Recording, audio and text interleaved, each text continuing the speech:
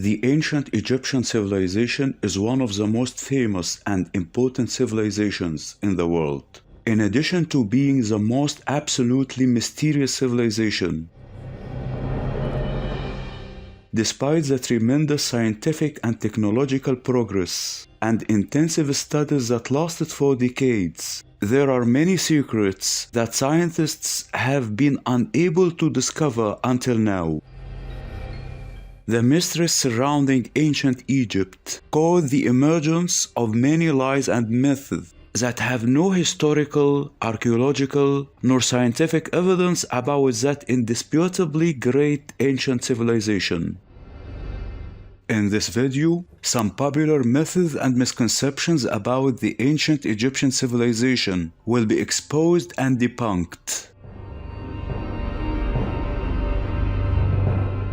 Extraterrestrials built the Egyptian pyramids.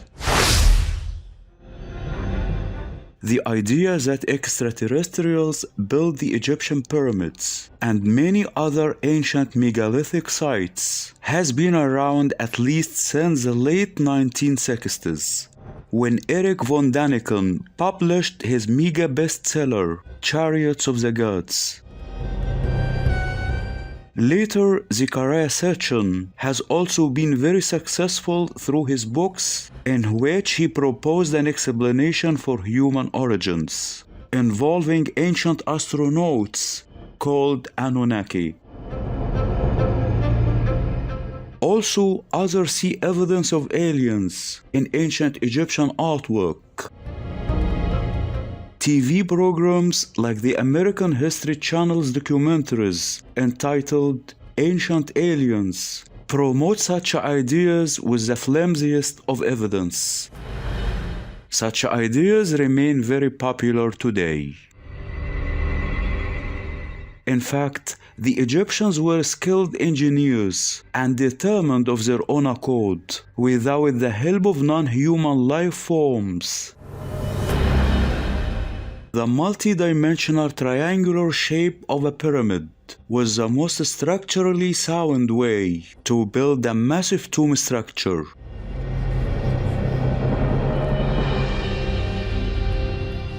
Instances of alien-like figures in artwork and murals have perfectly mundane explanations, according to Egyptologists.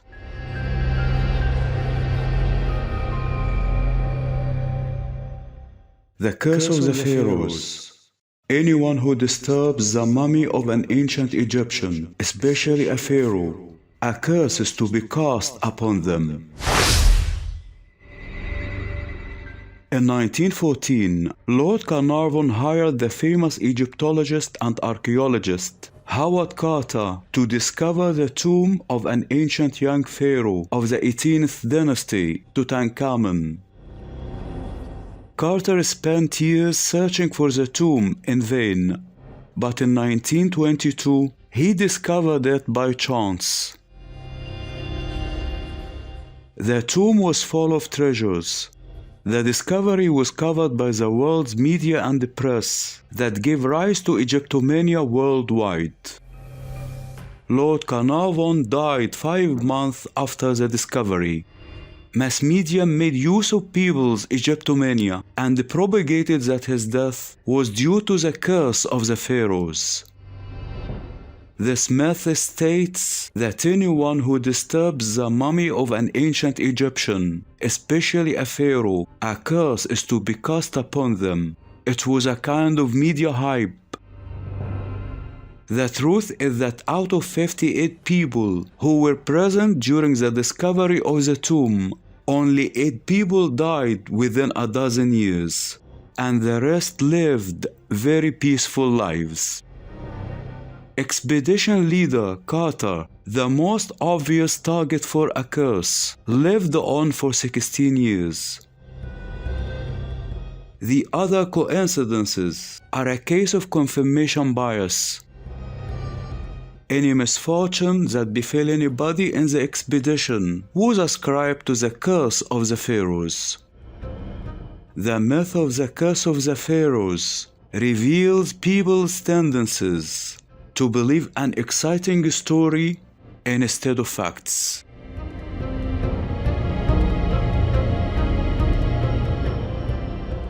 Egyptians were obsessed with death.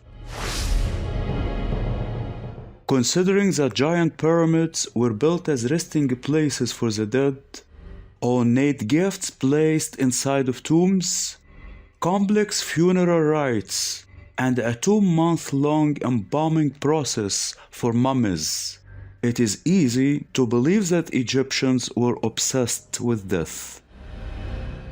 Digging a little deeper, however, it soon becomes obvious that Egyptians were obsessed with life and did everything in their power to continue to live in the next world.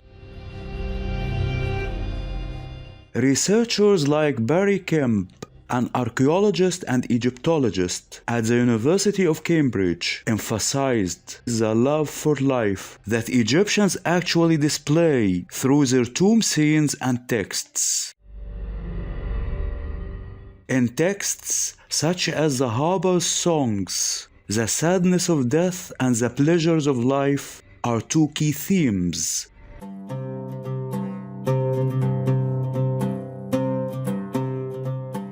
Let your pleasures increase, and let not your heart grow weary. Follow your heart and your happiness. Conduct your affairs on earth as your heart dictates, for the day of mourning will surely come for you.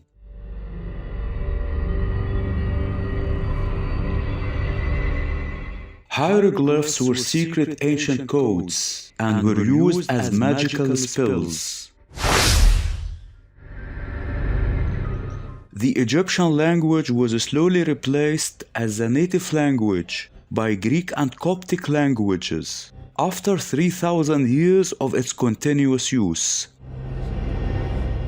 The last hieroglyphic inscription dates to 394 AD. For the next 1,500 years, hieroglyphic inscriptions remained indecipherable to any living person, gathering an aura of mystery and enchantment.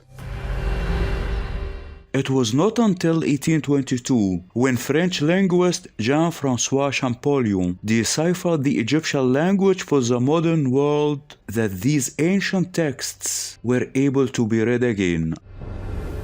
What makes the hieroglyphic inscriptions seem code-like to modern eyes is that all of the signs depict objects from their world: birds, trees, tools, and even food. These signs, however, function in predictable grammatical ways, as ideograms, an image representing what it depicts; phonograms, an image representing a sound or sounds; and determinatives, an image clarifying the general idea of the word it follows. Like many other civilized nations, the Egyptians had much about their world they wanted to preserve in writing. They just used the plants and animals to do it.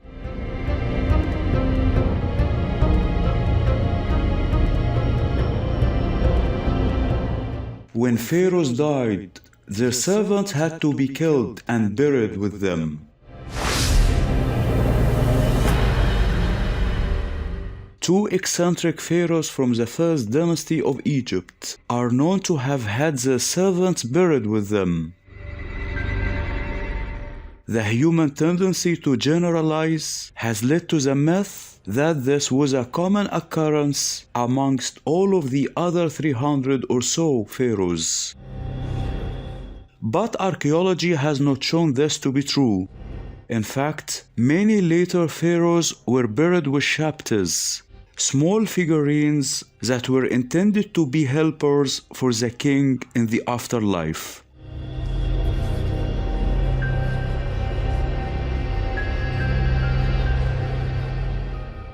Jews built the pyramids during their slavery in Egypt. The pyramids were such an enormous undertaking that many believe that no one would willingly build them. This has led to the widespread belief that Egyptian kings, wrongly known as pharaohs, enslaved thousands of people and forced them to build the pyramids. The ancient Greek historian Herodotus once described the pyramid builders as slaves, creating what Egyptologists describe as a myth which is later propagated by Hollywood films. Amihai Matzar, a professor at the Institute of Archaeology at the Hebrew University of Jerusalem, says that myth stemmed from an erroneous claim by former Israeli Prime Minister Menachem Begin on a visit to Egypt in 1977 that Jews built the pyramids. Professor Matzar states definitely, no Jews built the pyramids, because Jews did not exist at the period when the pyramids were built. Recently, mud brick tombs were uncovered in the backyard of the Giza pyramids, stretching beyond a burial site first discovered in the 1990s and dating to the 4th dynasty, 2575 BC to 2467 BC, when the Great Pyramids were built.